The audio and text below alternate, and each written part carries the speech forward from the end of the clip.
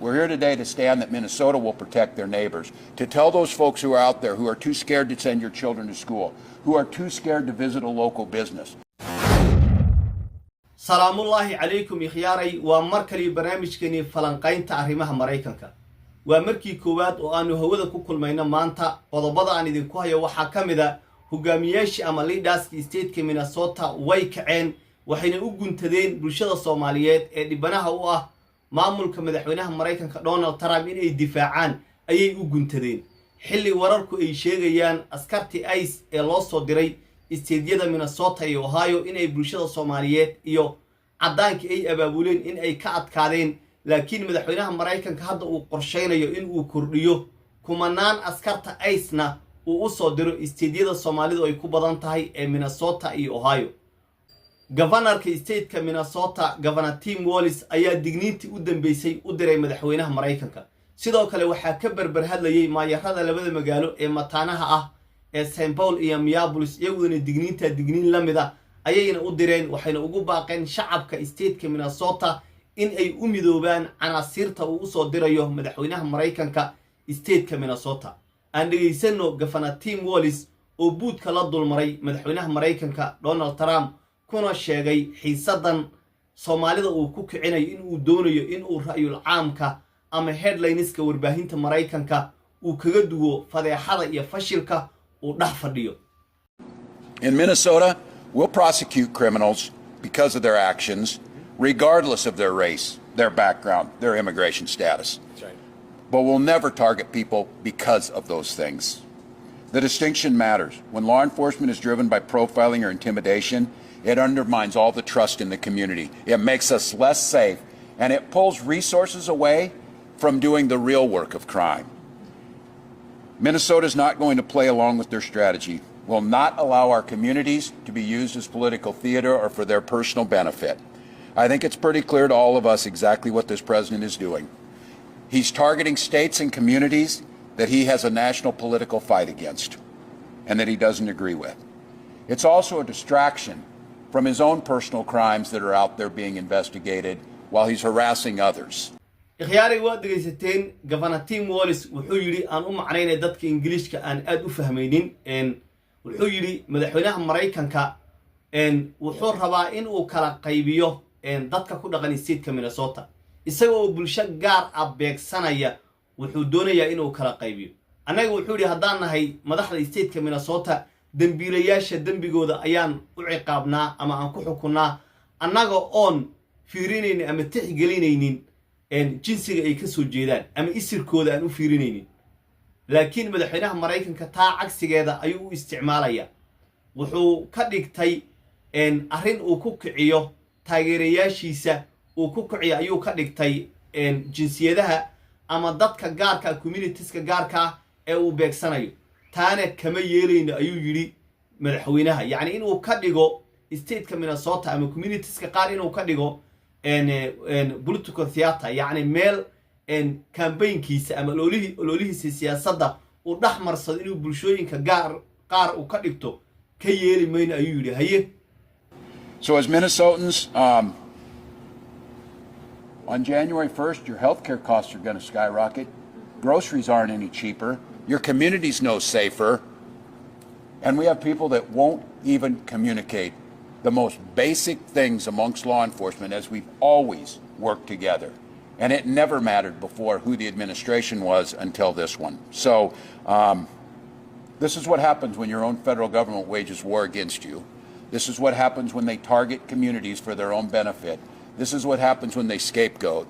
And this is what happens when they no longer hide the idea of white supremacy when you hear the Vice President of the United States talk about now white people won't have to apologize for being white. That's never happened once in my whole damn life. And I think everybody in this room knows what they're doing.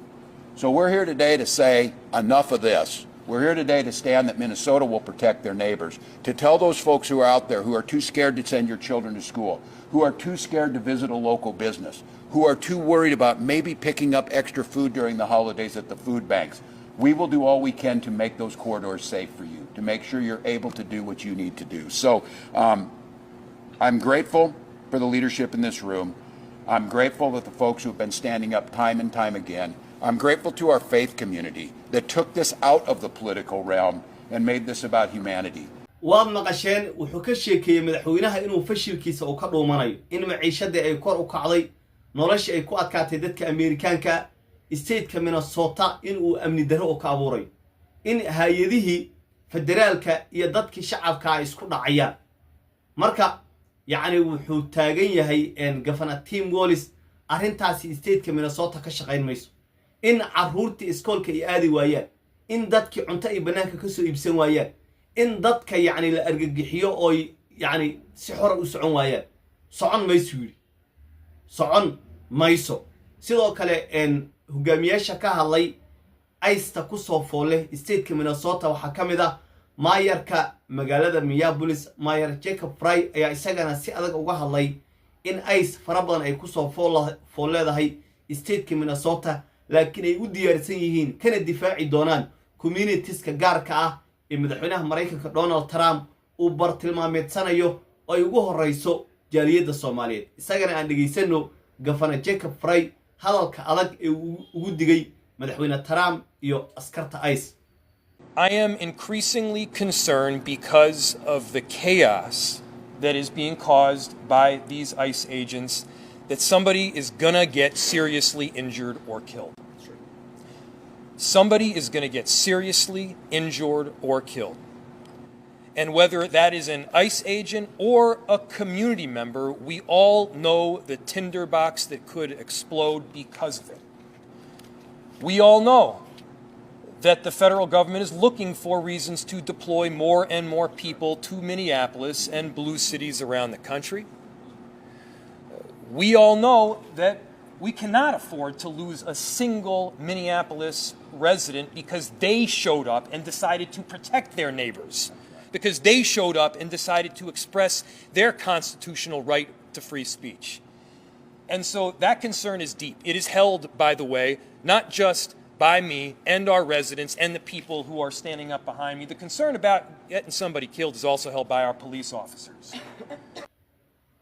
waad dhegeysateen daawadayaal wuxuu yidhi waxaan ka warhaynaa dowladda federaalka inay doonayso in askar fara badan oo ICE inay ka soo howlgeliso state-ka Minnesota inay doonayso ayaan ognahay marka wuxuu yidhi arrintaasi waxay sababtay in shacabkii dariskooda difaacayay askartii ICE inay isku dhacaan markaas oo mararka qaar laga yaabo in shacabka la waxyeeleeyo communitieska ama askarta ICE laftooda in la waxyeeleeyo marka dowladda waxaan ugu baaqaynaa buu yidhi in arrinta ay ka fiirsato waxaana diyaar u nahay inaan difaacno shacabka ku dhaqan state-ka Minnesota marka Soomaaliyay hala diyaar garo Soomaalida sharciyada leh sida madaxda ay sheegeen madaxda state-ka Minnesota dhan way waxay ka shanqariyeen in madaxweynaha Mareykanka Donald Trump kumanaan askarta ICE ah in uu u soo dirayo state-ka Minnesota marka state-ka Minnesota Soomaalida badan ee ku dhaqan ee sharciga leh waa inay difaacaan Soomaalida soo galootiga ah ee sharcigooda processka ku jiro